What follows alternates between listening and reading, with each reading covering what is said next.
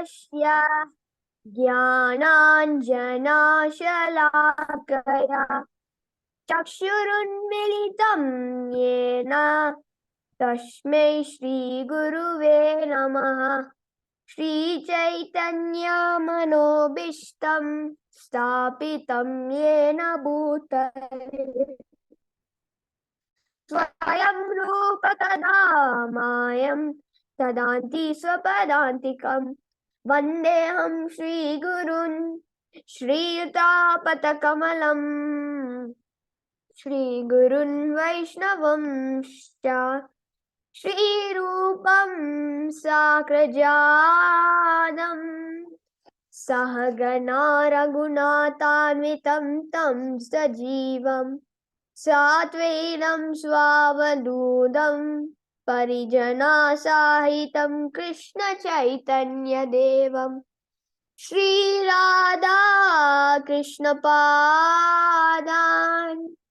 सहगणा ललिता श्रीविशाखान्वितंश्च हे कृष्णा करुणा सिन्धो दीनबन्धो जगत्पते गोपीश गोपिका कान्ता राधा कान्त नमोऽस्तुते तप्त काञ्चन गौराङ्गी राधे वृन्दावनेश्वरी वृषभानुस्तुते देवी प्रणमामि हरिप्रिये वाञ्छकल्पतरुभ्यश्च कृपा सिन्धुभ्येव च पतितानां पावनेभ्यो वैष्णवेभ्यो नमो नमः। जय श्री कृष्ण चैतन्य प्रभु नित्यानंद श्री अद्वैत गदाधर श्रीवासादि गौर भक्त वृंद। हरे कृष्णा कृष्ण कृष्ण हरे हरे हरे राम राम राम हरे हरे। हरे Krishna. Hare Krishna. Thank you, Shashwin. Hare Krishna, Mataji. Dandot Pranam. Please accept our humble obeisances. All Gurus to Srila Prabhupada. Sure, Prabhuji. Hare Krishna. Hare Krishna.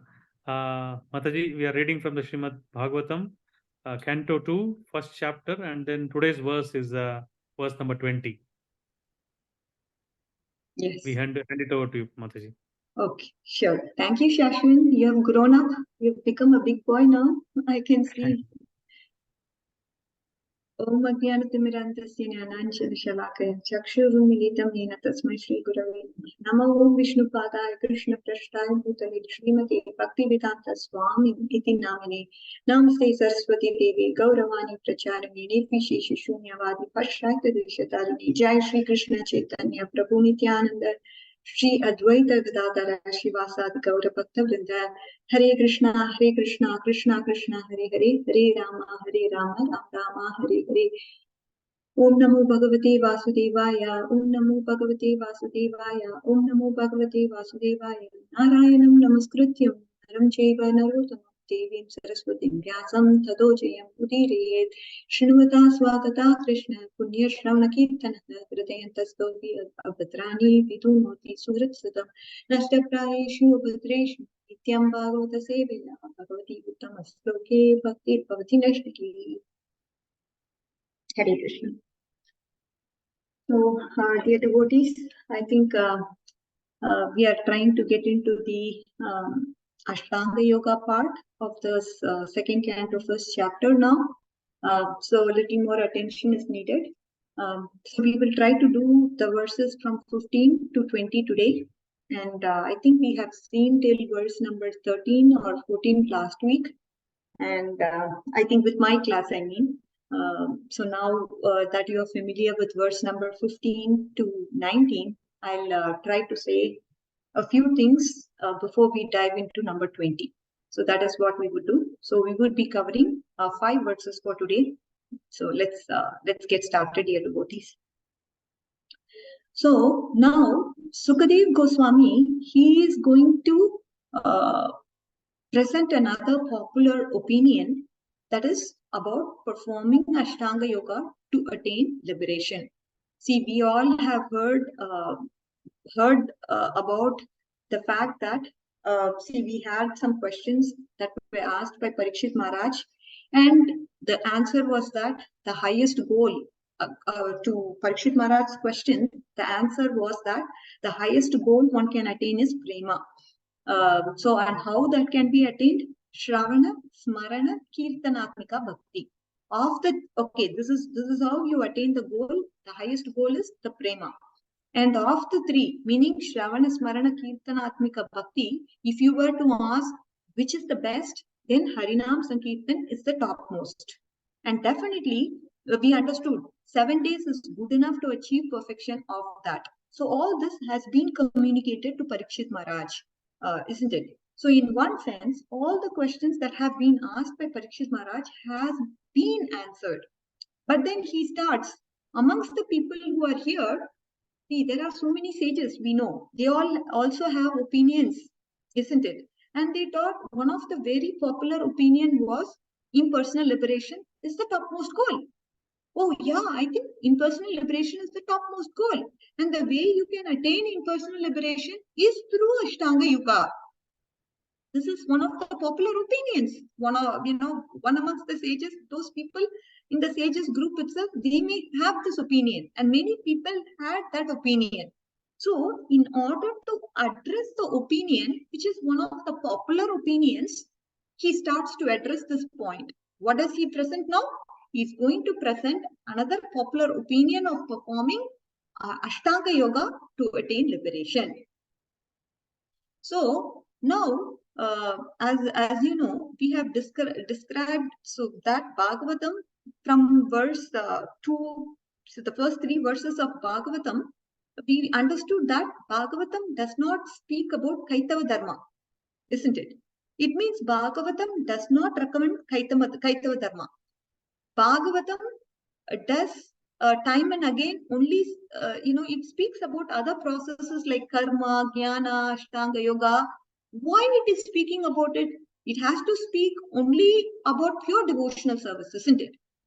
Because we reject all other religion which is kaitava. So cheating religion, we kind of dismiss that. This is what Bhagavatam says. Dharma projita kaitavotra parama. That verse talks about this fact.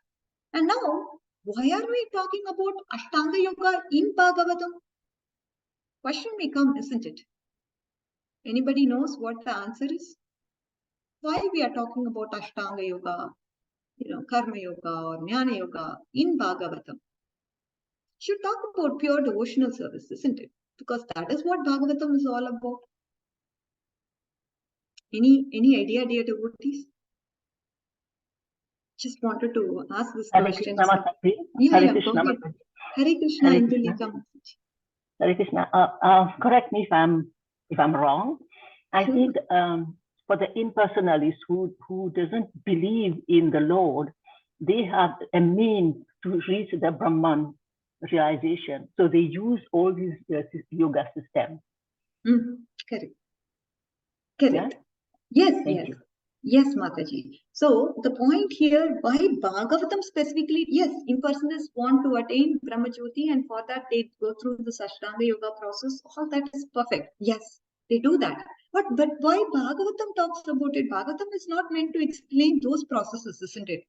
We are only worried about prema. All the devotees we want to talk about should be pure devotees, isn't it?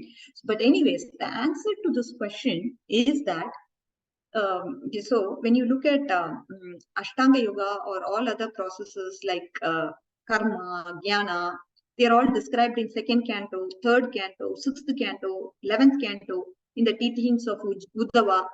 11th canto, we see the few things about, all these processes coming up in those cantos as well. All these other processes have been described. Of course, we agree Bhagavatam describes that. But it is never recommended. It is not the recommendation of Bhagavatam. But Bhagavatam does speak about this project, the processes. So, speaking of it, what we understand is we have to reject those processes. Why? Just to compare and contrast. Just to prove Bhakti's superiority. That is why Bhagavatam talks about these processes. Ultimately, we have to reject those processes. That is the conclusion of Bhagavatam. So now he is going to speak about the path of Ashtanga Yoga.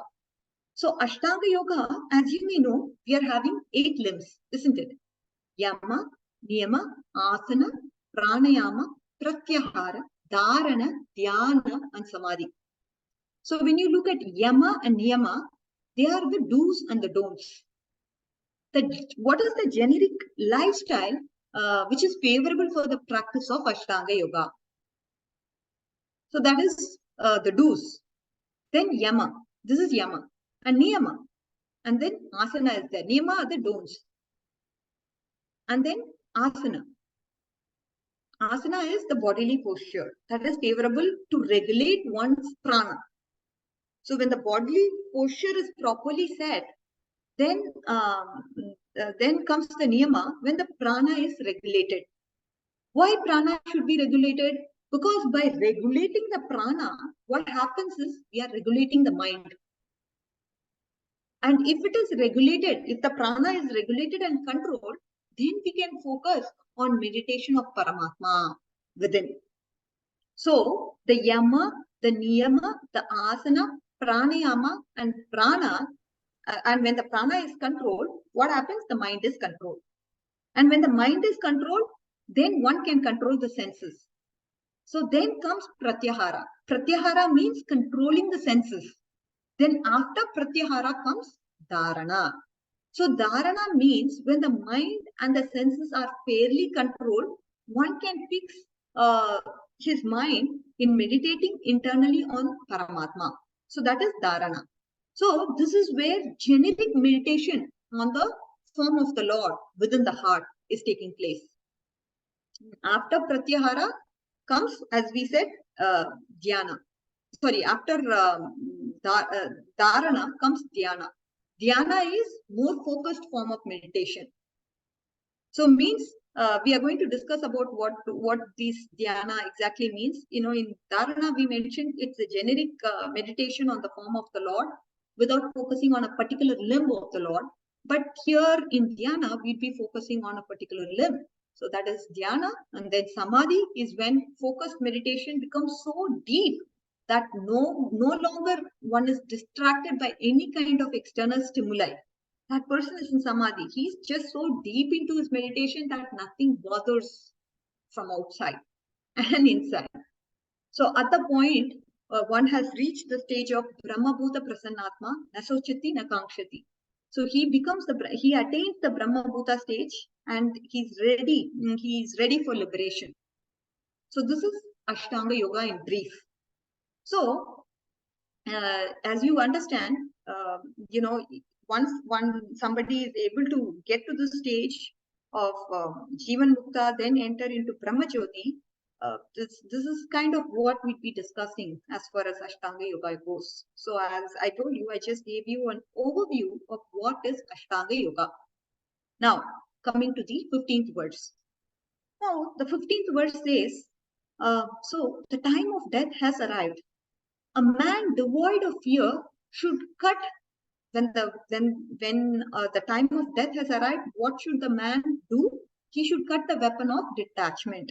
So who is qualified to attain the perfection of Ashtanga Yoga? The answer is one who is not fearful of death is qualified to attain the perfection on the path of Ashtanga Yoga. Why he is not fearful of death? Because he is Pandita. That is why he is not fearing for death. One who is a learned, he is not going to be afraid. We saw from Gita also, right? Asosyan anvasoshastvam pragyam vashasa vasase gatasun agatasuncha nanushoshanti pandita. So this person, he understands death is a destruction of the gross body. He understands the gross body is anyway getting destroyed. The soul is eternal. The soul can never die. So therefore, he is not afraid of death. This person who has this mentality, he is qualified to attain perfection through Ashtanga Yoga practice. That is, he's free from fear. He's free from the fear of death. Whatever leftover attachment he has with people, or body or places connected to the body, he should cut it off with a weapon of detachment. So therefore, here he says the question is, what should a dying man do? So you should perform yoga to enter into Brahman and give up your body through this process of yoga. You give up your body by will through this yoga. So this is what he says. You should perform yoga, enter into Brahman. This is what some people says. He says, and then they attain what is called Sajya Mukti. So this is the goal of Ashtanga. The means of attaining the goal of Ashtanga Yoga is this only. So this is what people do. So he is going to discuss about this only. So in this verse, he speaks about what? The excellence of yoga. So the process, he says, oh yeah, this opinion is held by some sages in the great assembly. Some sages who are quite exalted, they consider the path of yoga, that is the sadhana for Sajya Mukti, which is considered as the topmost goal. Some people have this opinion. And Sukadev Goswami's own opinion will be given at the end of second chapter. Because the first and the second chapter will describe in detail the path and the opinion of people. Okay, what is the sadhana, how they are doing the sadhana, and then how they attain their goal, which they think is the topmost goal. But is it Shukadev Goswami's opinion that Sajya Mukti is the topmost goal? No. He's going to give that at the end of second chapter. So you should just now understand what is the path of the yoga. Just understand that. And as I told you, this is not a recommendation.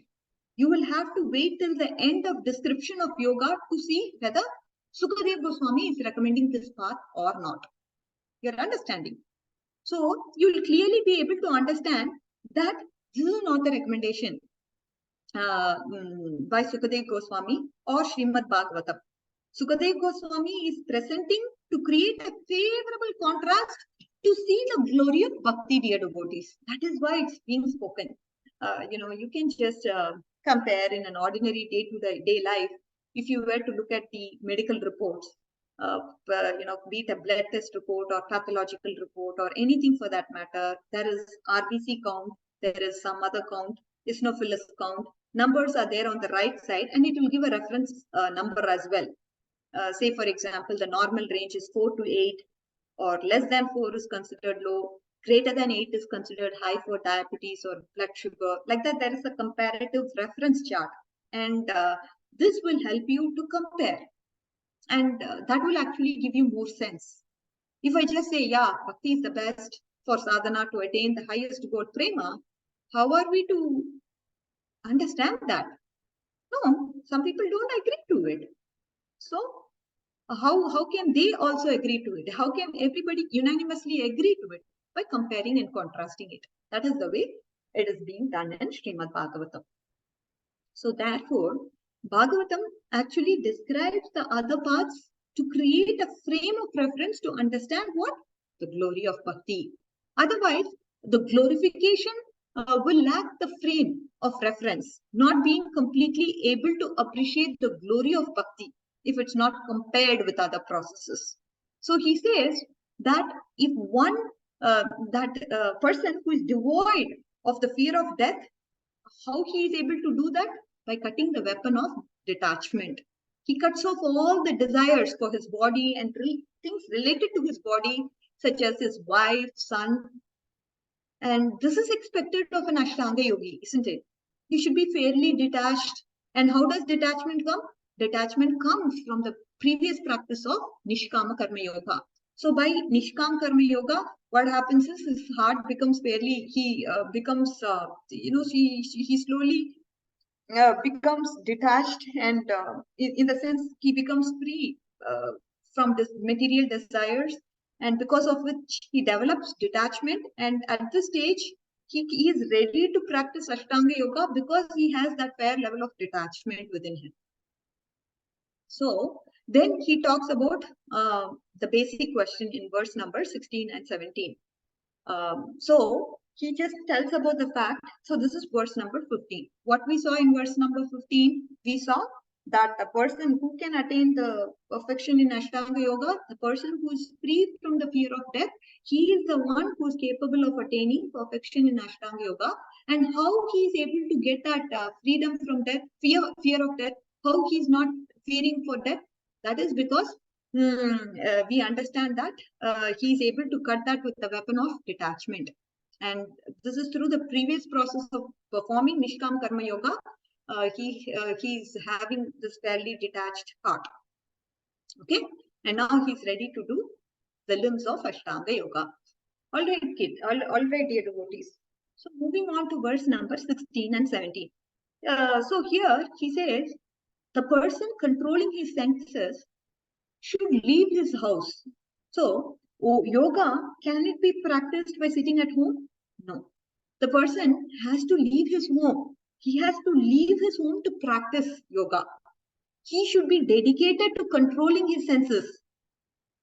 He cannot obviously escape to indulge and gratify his senses, right? So the number one thing he has to do is he should be willing to control his senses and leave his home, because staying at home is not a favorable environment for practicing the yoga in order to achieve perfection. And then what are the other requirements? He should take bath in the holy place. Again, these are yama niyama, do's and don'ts for yoga. And then he should sit on a seat according, he should just sit. There is the asana, right? Where he is supposed to sit in a clean and solitary place. And then all the other considerations of this asana should be taken care of. Of course, we also read from 6th chapter of Bhagavad Gita, which specifically talks about asana, and then this place has to be clean. Obviously the seat where we are sitting should be stable, isn't it? It should not be like wobbling here, wobbly, and you should not be moving like this. It should not, we should sit on a pusha grass and, covered with a silk cloth. Whatever, tiger skin, or on the top of the skin cloth, everything should be there. There should be a mat, and then you sit on top of the mat. All these are considerations for asana. And then after you sit down, according to the rules, you should repeat the syllable Om in the pranayama to control, in order to not just control the breath, but the breath is controlled by chanting appropriate mantras. This is how the breath is controlled. So you are especially chanting Om, and you should repeat the pure syllable Om using your mind.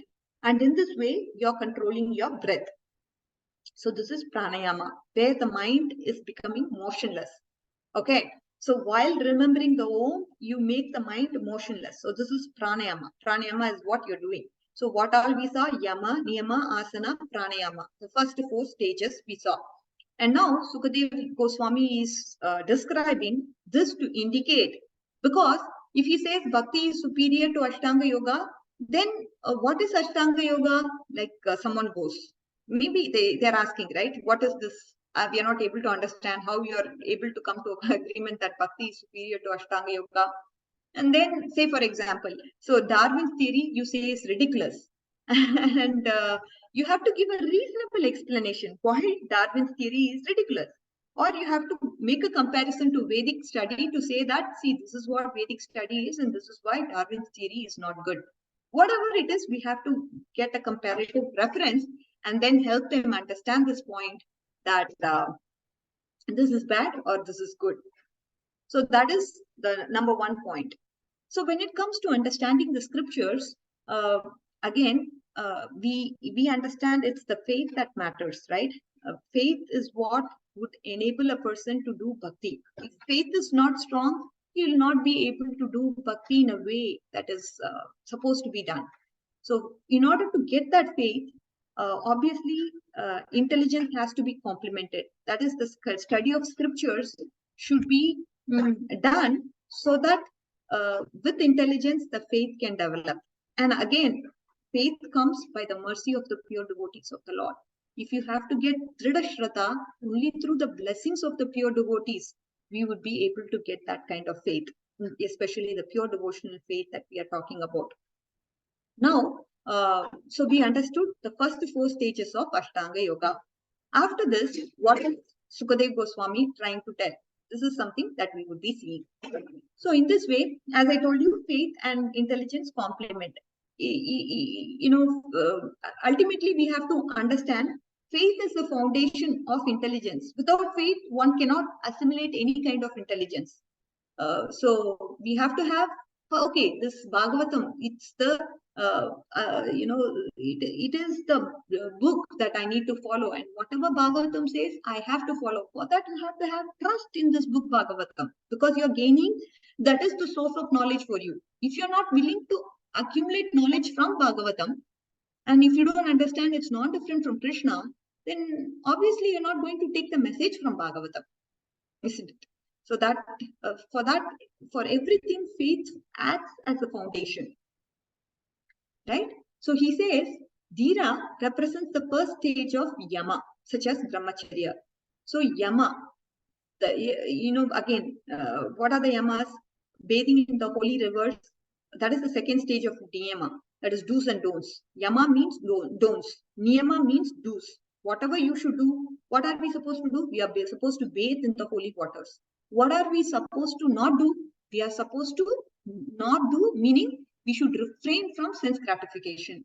And then sitting in the asana with the correct posture, according to the rules of the kusha grass and deer skin and whatever it is, the asana has to be properly set. And then you sit. After that, what you do? You start chanting the 3 syllables Om, which is the stage of pranayama.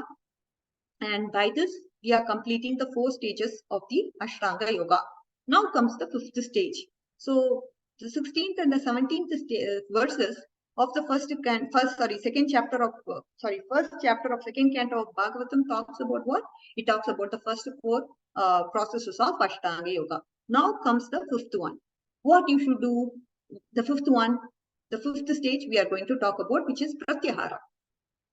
One should refrain the senses such as eye from the sense objects. Okay.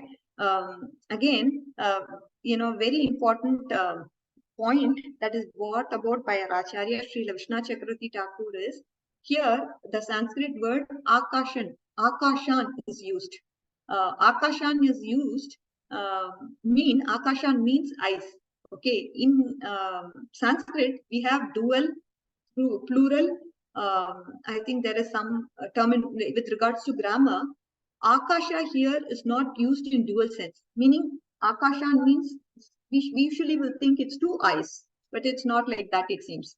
Here it's used in a plural case, meaning not only eyes, but it represents the other senses as well. So when we say senses such as eye, means it includes all other senses. This is the point I want you to understand. Just a little bit of grammar. He just mentions that here it's just not eye. Akashan usually means eye, but here it's used in a plural case where eye is the representative of all other senses. Hope you are able to get this point, dear devotees. And then we see one should refrain all the senses beginning with eyes from the sense objects. Okay, what stage are we talking about? Remember, it is Pratyahara. Okay. And what are we supposed to do here? In this stage, we are supposed to take our senses away from the sense objects. Manasa, by the mind, and Buddhi, assisted by the intelligence. So here we understand intelligence is the one that controls the mind, and mind controls the senses. Buddhi has become Sharati, that is, it controls the mind, and the mind is controlling the senses. We all know the Gita analogy, right? Where the charioteer is the intelligence, the mind is the reins, and horses are the senses. So, Manasa Buddhi Sharati. One should control the horses that are controlled by the Sharati. The Sharati is the Buddhi, and the mind is the reins through which the horses are controlled. So, one should concentrate with intelligence. This, what should that person concentrate on? That auspicious object. What is that? That object of meditation. What should be the object of meditation? That has not been spoken yet. Okay, I'm supposed to concentrate on something, but what is that object of meditation? We don't know yet. Okay, so that's what we'll be learning in the future verses. There will be a really good explanation of what this object of meditation is all about. That starts only from verse number 21. So today we are not going to be discussing about that object of meditation that we are going to be, that an Ashtanga Yogi is supposed to meditate upon. We are just going to see Probably we'll see, probably till verse number 20, we will just try to go through whatever is there in the commentary. So this indicates the fifth stage of pratyahara. With intelligence, one should focus on the auspicious object of meditation. Okay. Again, as far as oh, I'm sorry. Actually, this is the sixth stage, isn't it? I mean, what all we saw? Yama, niyama, asana, pranayama, and pratyahara. Pranayama is controlling the breath, and controlling the breath controls the mind, which is pratyahara. And then comes dharana. So dharana is not easy, it seems. Because why dharana is not easy? An answer will come. I mean, question will come. For that, the answer that is given by our acharyas is because our mind is filled with vasanas. There are so many material vasanas or karma vasanas. The mind is always agitated by the previous karmas. The previous karmas means karma vasanas here. So this is what, because of this, dharana is very, very difficult. Because why? The mind is agitated all the time. So now here he's saying, by controlled mind, one should withdraw the senses from the sense objects, isn't it? That is what is pratyahara. The mind, who's the assistant of the intelligence, it is the one which discriminates. Okay, what is the intelligence is what is going to discriminate and tell you. Okay, concentrate on the form of the Lord. But again, what is that auspicious object we are supposed to meditate? That is not known. But when it comes to the next stage, which is dharana, the sixth stage, it's very, very hard to focus the mind. It's very control the minding is very, very hard, it seems. Why? Because of karma vasanas or karma vasanas, generally previous samskaras. So the mind is described as that which is impossible to make it motionless by pranayama and other processes because it has so many previous karmas. And because of the karma vasanas, it's very, very difficult. This is what is the conclusion our acharyas are giving. Oh, can somebody do this dharana efficiently? Can they just control their mind and make the mind motionless? No, it is not possible. Why it is not possible? It is not possible because of the karma vasanas. So that is what is being described in the verse number 18. With an uninterrupted mind, one starts meditating and he's trying to focus on the auspicious form of the Lord. Again, general form is what we are talking about. Can he do that? It's impossible because of karma vasanas. Then what about going through the individual limbs of the Lord? More focused meditation, which is dhyana. It's very, very difficult. When you are stuck in dharana, how can you perform dhyana and then go to samadhi? It's very difficult. So this is what we have understood. Okay, dharana is kind of very difficult. Now, 19th verse. Hope you're all clear so far. So we are going to 19th verse. 19th verse, it is said, one then should meditate on the limbs of the Lord one after the other with uninterrupted mind. I told you, right? The general form of the Lord you meditate upon, and then once you become a perfectionist there, then what do you start doing? You start meditating on limb by limb. Okay, and this is what you would start doing, and then the mind becomes detached from the sense objects, and one should not think of anything else. This is the Brahman aspect of the Lord, in which the mind is completely extinguished. So this is what the devotees, the more deeper the meditation, the more they are able to realize. Even in bhakti, that is what is the case, right? The more focused meditation is limb by limb meditation on the form of Paramatma within the heart. Again, the point to be noted is, we know they are supposed to meditate on an auspicious object. That auspicious object, I said, it could be Paramatma, it could be something else. That will be clarified in the future verses. Okay. Now, because the mind has already been detached from the sense objects, with the detached mind, one should not think of anything else. And generally, to get to that stage of mind being motionless, it's very hard because of material vasanas. Are you all clear? This is what is the 19th verse. 19th verse says, Dharana is the one that makes the mind steady by concentration of Lord in general. A generic meditation is done in the stage of Dharana, but Dhyana is complete steadiness of the mind. And when you have that complete steadiness, you are able to focus on the limb by limb of the Lord. This is uninterrupted consciousness again, and engaging the mind with the sense objects. That is not at all allowed in this stage. Even in Dharana, it is not allowed. So this is at this stage, what happens is that Brahman, the form of the Lord, you are able to, this is the Brahman, the form of the Lord, in which the mind is extinguished. Okay, and that stage is Samadhi, where the mind is completely extinguished. And they are able to completely focus on the Lord without any kind of distraction from anything whatsoever. When one reaches the Samadhi stage, it's very, very, this person is not at all distracted by anything whatsoever. So that is the stage of this person. And now we are coming into the 20th verse. That is the verse for today, to kind of help understand. Okay, so what is that we can learn from verse number 20? So let's go to Srila Prabhupada's purport and then try to understand that part a little bit. And then we will come back to the Acharya's commentary also if need be. Just give me a minute here, devotees. I happen to restart and 1 minute. 120 Srimad Bhagavatam. Sorry, 120.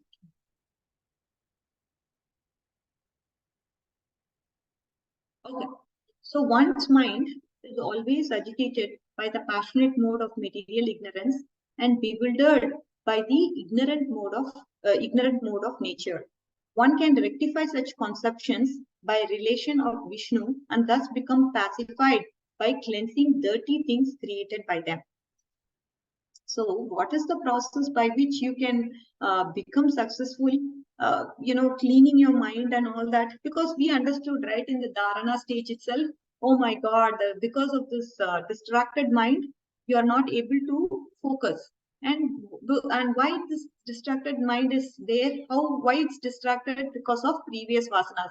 What happens is our consciousness enters into the vrittis of the vrittis of the material mind. This is what is happening. So suddenly some thoughts are coming. Why? Because it's entering into the vrittis. Suddenly we think this person is jealous, that person is jealous of me. Why all that is because there are some previous impressions that are stored, and you enter into that. You as consciousness, you are entering into those vrittis, and because of that, you are able to come to a conclusion that yes, he's jealous of me. I am fat, I am big, I am small, I am healthy. All that is because you are entering into the material vasanas. But you are a pure soul. You are not different. So, but what happens here, dear devotees, please listen carefully, is that you are identifying yourself with the qualities of the mind because you are entering into that and you think you are that. But you are not that. Understand? You are not that. You are the pure soul. You are the servant of Krishna. And we have forgotten that. Why? Because the cause is avidya, ignorance. Because of ignorance and because of Maya, we are thinking, yes, I am this body or I am this mind. I am identifying with the qualities of the mind. All that you are thinking because you are entering into that vrittis of the mind. You are thinking like that, but you are not that. This is the point. So at the stage of Dharana, just coming back to that point, our discussion. So we saw about the last two stages, Dhyana and Samadhi. He says one should meditate on the limb of the Lord one after the other, where in the stage of Dhyana. And in the Samadhi, there is uninterrupted meditation, completely uninterrupted. One is fully focused to the extent that he is unable to think of anything else. Just Lord is there. That is the stage of Brahmabhuta. The Brahman aspect of the Lord is what, so this is the stage, the Samadhi, that is when the Brahmabhuta stage happens. So now, Sukadev Goswami is describing, he says, we need to fix the mind or the object of meditation. But you know what? Our mind is agitated by these tamoguni impressions, the rajoguni impressions. Rajoguni impressions are those impressions that are because of the nature of Rajas. And Tamoguni impressions, because of that we are bewildered. That is Tamas. So the nature of Rajogun is to agitate. The nature of Tamogun is that it covers the clarity. So here we have to say the mind should be properly purified. In the stage of dharana itself, the mind, if it is agitated by Rajoguni and if it is covered by Tamoguni impressions, then the practice of dharana becomes difficult. The question may arise. The mind is already purified before one starts dharana, isn't it? The meaning is it is fairly purified. It's not completely purified. The term is relative here, not in the absolute sense. Like even in Anartha Nivritti, we have so many stages of Anartha Nivritti means destruction of Anarthas. So Anarthas are destroyed to such a level where residual Anarthas do not become an obstacle to the path of bhakti. That means it is prayiki. It is all, not prayiki, it is atyantiki. When only residual anarthas are there, that means it's like almost 100% anarthas are removed. But there is also a stage of prayiki where almost destroyed. That is relative. So atyantiki is there close to 100% and prayiki is there, which is which we would say is relative. Almost, almost meaning even some more than 50% is there. Still anarthas are there, but we say almost. Atyantiki means complete, without a trace. This happens only at the stage of prema. Meaning complete, like 99%, it's all gone. Anarthas. So again, why I'm telling this is because just comparative terminology is used. Atyantiki, prayiki. So therefore, when they say pranayama and pratyahara, the heart becomes pure. The heart becomes pure to the to an extent so that this person can start performing the next limb. Okay, it's almost pure, but still there are some traces of influence of Rajoguni and Tamoguni impressions. And this is what is the point. So by the process of doing dharana, the wise man controls him being affected by rajas and bewildered by tamas. He tries to control and bring it and bring. See, again, we are all controlled by these impressions because we are entering into it. We are controlled by it. So now, through this practice of dharana, he kind of understands. Yes, again and again, meditating on that auspicious object, he is able to control. Okay. So the point is, we should again become free from the disturbance of the gunas so that dharana can become firm. So this is kind of what the understanding is of this particular verse. Now, when we look at Srila Prabhupada's purport, it's saying persons generally conducted by the modes of passion and ignorance cannot be bona fide candidates for being situated in the transcendental stage of God realization. Only persons conducted by mode of goodness can have the knowledge of the supreme truth. Why? Because, say for example, somebody is working in a cinema industry. This person is passionate person. If he works in a cinema industry, so many people are coming, talking, so many impressions gets loaded into his brain. And then when he comes to hear Krishna Katha, he'll be thinking about what is, what did this person say? What did that person say? Tomorrow we are going to act in a movie. How should I look? How should I? Because this person is already in the mode of passion and he's moving with people who are in the mode of passion. On the other hand, if you look at a person who is farming, who is doing everyday agriculture, he's so calm. He just does his work. He's doing everything that he needs to sow the seeds and do whatever process is needed to plant and then get the yields. He's so happy and contented because this is in the mode of goodness. And when such a person comes to Bhagavatam class, he hears the subject matter, he will not be agitated. Okay, so that is why whom we interact with matters. During the day, whom are we talking? Are we talking to passionate people? Are we listening to Krishna Katha? Are we associating with Bhagavad Gita? That actually helps us to tune our mind to chant japa properly the next day. Or even to listen to a subject matter, you need the mode of goodness. This is what is the point. So when we are associating ourselves with passionate people or people in the mode of ignorance, we also tend to, get those qualities from those people. And that becomes an obstacle for the path of bhakti, meaning those impressions are haunting us, isn't it? So that's the point that Prabhupada is bringing about.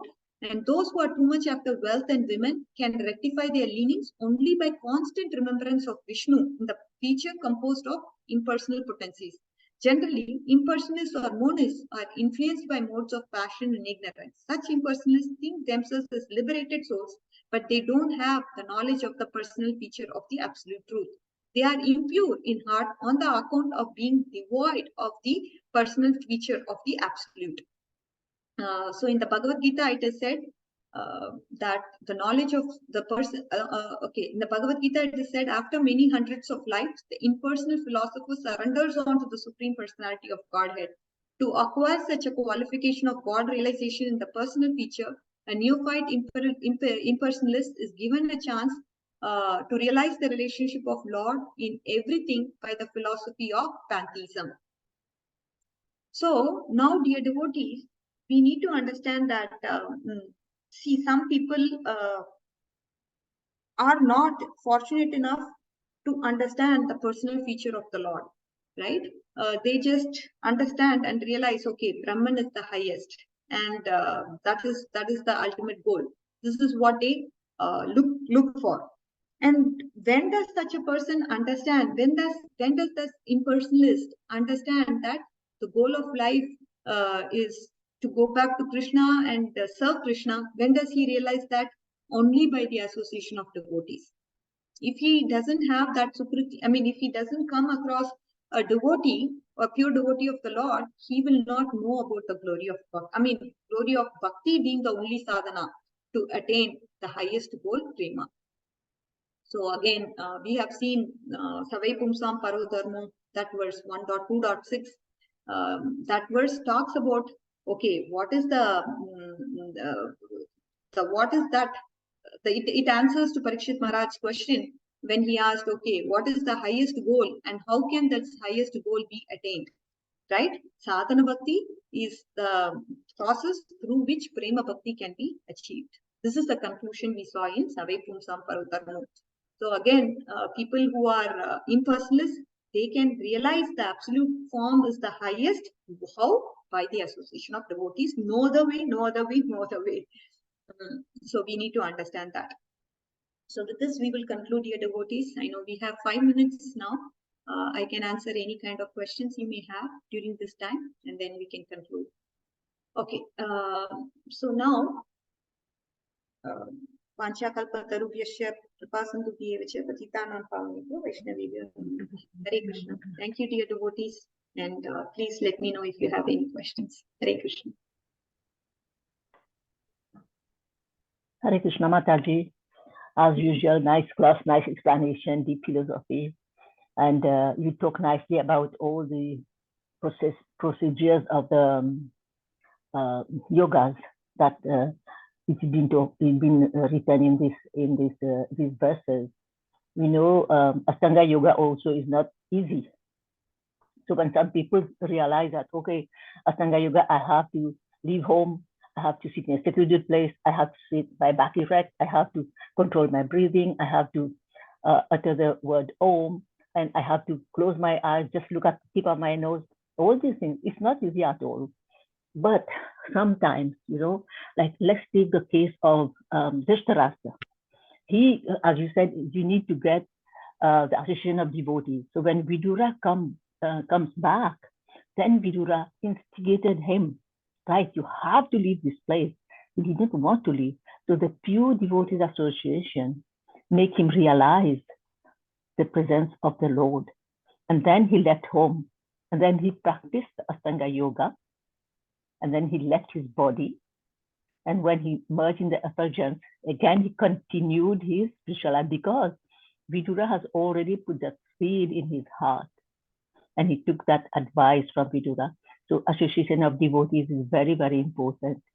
And I'm so happy, I'm so blessed to get your association every Saturday.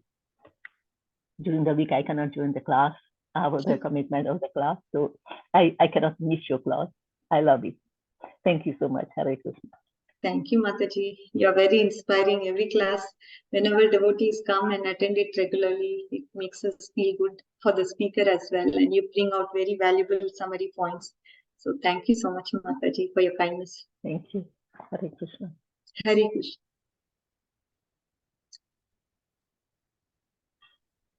Hare Krishna, Mataji.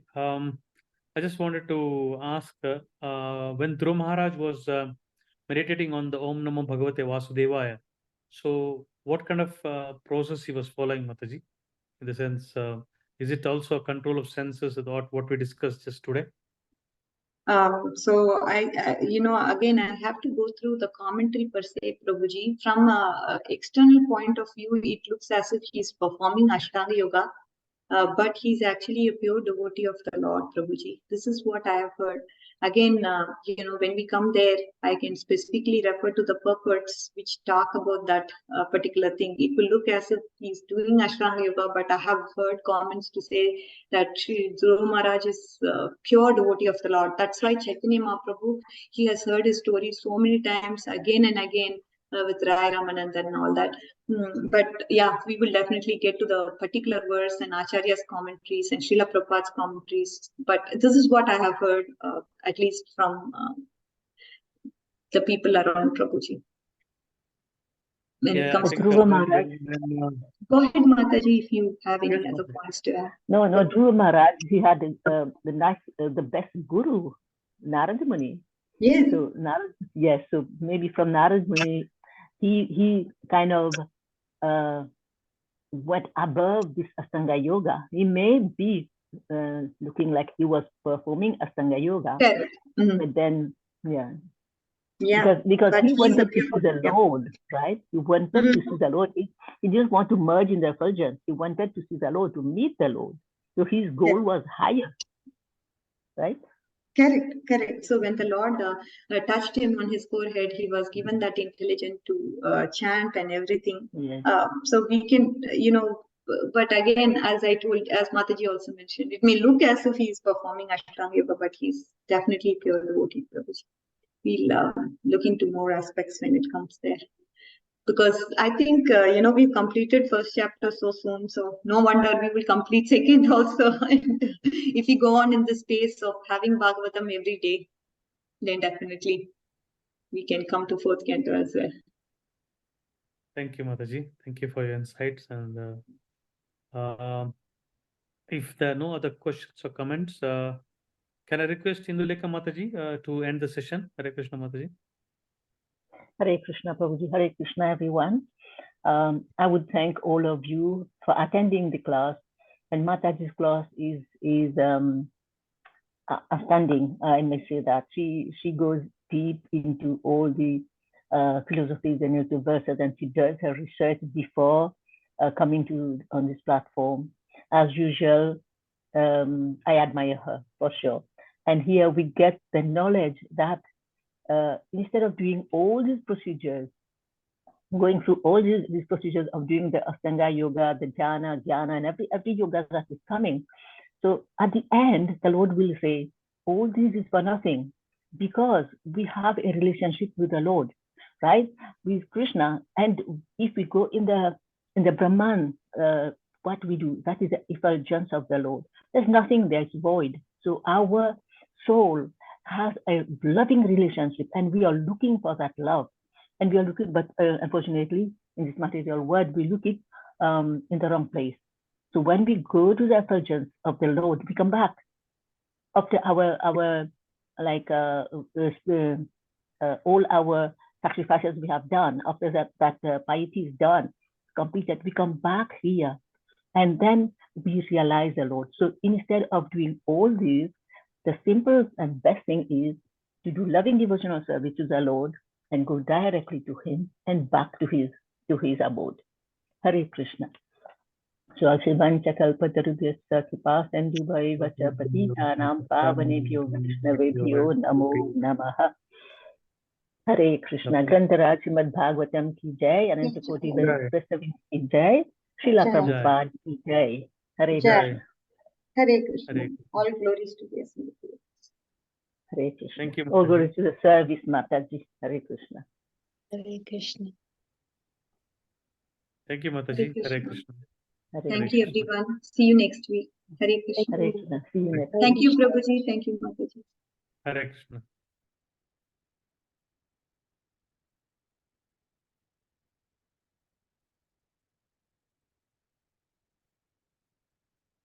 Hare Krishna, Prabhuji. Kumar Prabhu.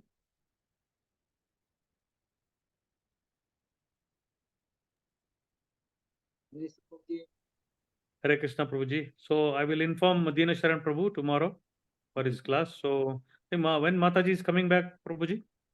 I think 2nd November. Okay, okay. So we shall handle. Yeah, up to then. Thank you, Prabhuji. Thank you. Hare Krishna.